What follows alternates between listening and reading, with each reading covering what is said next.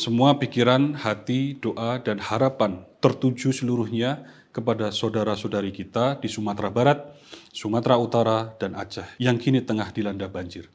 Semoga selalu dalam perlindungan Allah Subhanahu wa Ta'ala, dan semoga keadaan di sana segera pulih seperti sedia kala.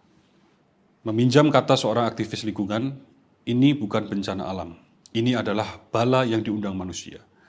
Tuhan telah menciptakan alam sedemikian rupa, sehingga mangkok-mangkok yang namanya daerah aliran sungai atau das dapat menampung curah hujan pada hulunya yang berpunggung bukit atau gunung dan mengalirkannya ke hilir, ke bawah, ke sungai, ke danau, ke laut dengan tertib tanpa tumpah ke rumah-rumah masyarakat yang hidup di sekitarnya.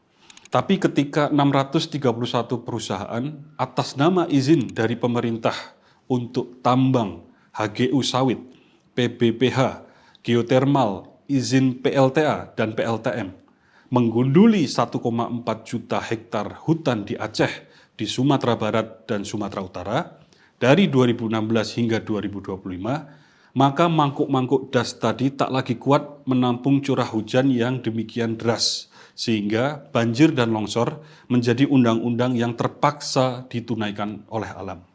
Alam yang tengah tenggelam bahkan masih sempat mengirim pesan untuk kita dalam rangka menyingkap kebenaran. Ribuan kayu gelondongan hanyut menyumbat sungai Aek Godang, berserakan menghantam pemukiman warga dan jembatan. Sebagian dari kayu tersebut nampak terpotong dengan rapi, mengindikasikan hasil dari gergaji mesin. Sungai Aek Godang mengalir di tengah Das Tungka, sebuah daerah aliran sungai yang berpunggung Bukit Barisan, dengan topografi berbukit dengan kelerengan curam, yang terletak di Kabupaten Tapanuli Tengah, Sumatera Utara. Bentuk Das Tungka cenderung melebar di hulu, namun menyempit di hilir, membuat Das Tungka memiliki waktu konsentrasi air yang singkat. Artinya, hujan deras di hulu akan sangat menyebabkan banjir kiriman di hilir. Deforestasi di hulu akan memperparah kondisi ini. Dari analisis tim kami yang berdasar citra satelit, dapat kita lihat secara historis bagaimana deforestasi bertambah di sana. Dan sekarang mari kita perhatikan citra satelit Das Tungka sebelum dan sesudah banjir dan longsor yang lalu. Luas area das yang terdampak banjir dan longsor adalah 25 km persegi atau sekitar 35% dari total luas Das Tungka yang mencapai 71 km persegi. Jika kita fokuskan perhatian pada area pemukiman, kondisi semakin parah. Dari citra satelit ini dapat kita lihat bagaimana sebagian besar pemukiman warga terdampak banjir. Ini baru sebuah potret dari satu wilayah yang terdampak banjir. Belum lagi potret dari banyak wilayah lain yang juga terdampak banjir di Sumatera Utara, di Sumatera Barat, hingga Aceh. Kejadian ini harus menjadi alarm yang mendesak perubahan mendasar di dalam kebijakan pemerintah yang tidak boleh lagi main mata dengan investasi ekstraktif dan mengorbankan ruang hidup manusia. Mereka, para korporasi yang menebang dan menikmati, tapi rakyat kecil yang menanggung dan menderita.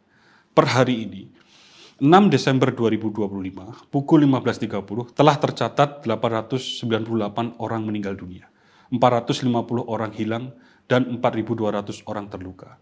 Ini bukan hanya sekedar angka, tapi setiap satuannya adalah jiwa raga saudara kita yang tak ternilai harganya.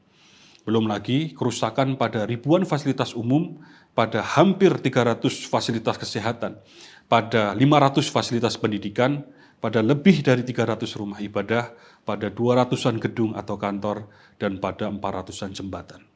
Telah diestimasi total kerugian banjir Sumatera hingga kini mencapai 69 triliun rupiah.